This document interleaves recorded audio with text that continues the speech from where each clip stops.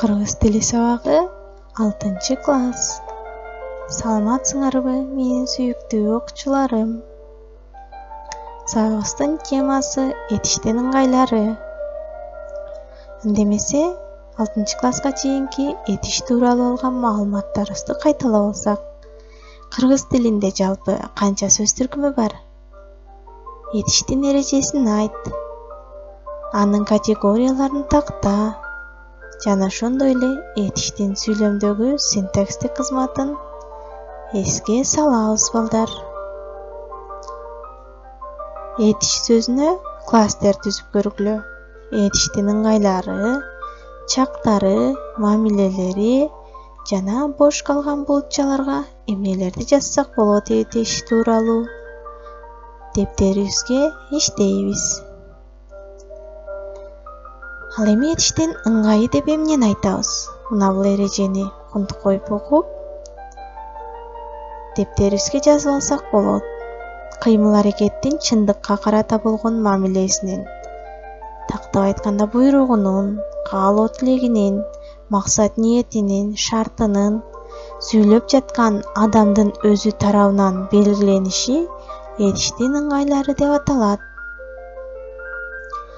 Этиштин ыңгайлары 5ке бөлүнөт: баяндагыч, буйрук, каалоо тилек, максат ниет жана шарттуу ыңгай.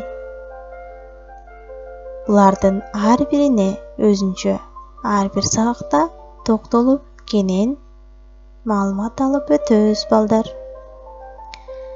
Этиштин ыңгайларына эгерде биз класстер түзө турган болсок, төмөндөгүдөй булутчалар пайда болот: каалоо тилек ыңгай, буйрук ыңгайы, максат ниет ыңгайы, шарттуу ыңгайы жана баяндама ыңгайы. Сабактын жүрүшүндө жаз жана гүл жөнүндө ырлардан жатка айтып берсеңер болот.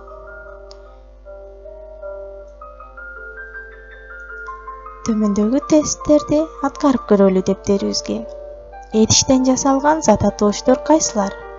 А. Кыз келин, Б. Ит мурун, В. Эже сиңди, Г. Кесме.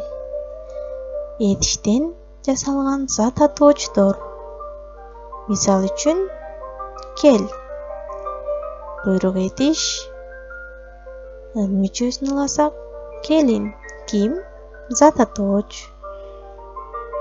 Кес, жипти кес, арканды кес десек, бул буйрук этиш.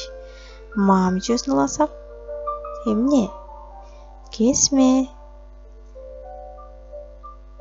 Жамиля Даниярдан бирдемелерди сурамакчы болду. Сүйлөмдөгү этиш сөздүн ыңгайы жана жагы кайсы? Сурамакчы болду деген баяндагыч ыңгай биринчи жакта турабы? Же ниет ыңгай үчүнчү жакта? Буйрук ыңгай экинчи жакта, а балким шарттуу ыңгай үчүнчү жакта. Туура вариантын белгилеп жазабыз. Этиштин ыңгайларына класстер түзгүлө. Өз алдыбызча дептерибизге иштейбиз. Эгерде Кыргызстандын картасын алып карай турган болсок, география сабагынан өтүп жаткан, бул жерде бөлүштүрүп көрөлү.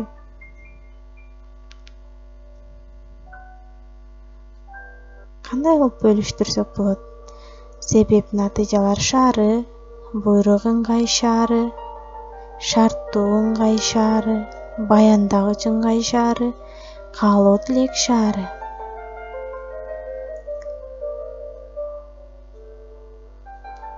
Төмөндөгүдөй өзүңөр каалаган вариантта этиштин ыңгайларынын мамлекетин түзсөңөр болот. Жана ошондой эле каалагандай класстерди өзүңөрдүн чыгармачылыгыңар менен иштеп чыксаңар болот.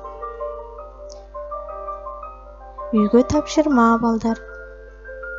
Этиштин ыңгайлары окуп чыгабыз. Этиштин ыңгайларын дагы бир жолу эске салабыз.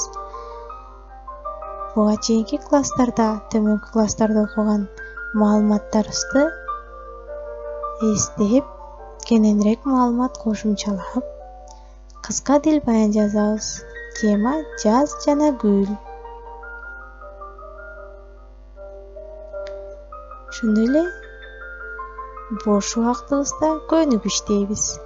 Морфологиялык талдоо жүргүзөбүз. Көнүк иштөөдө окуу китебиңердеги 418-көнүгү, 419-көнүгү, 420-көнүгүлөрдүн каалаганыңарды өз алдыңарча аткарып, талдоо жүргүзсөңөр болот, ичиндеги эти иштин ыңгайларын алып. Бүгүнкү сабагыбыз дагы акырына келип жетти. Көңүл бурганыңыздарга чоң рахмат. Саламатта болуңуздар.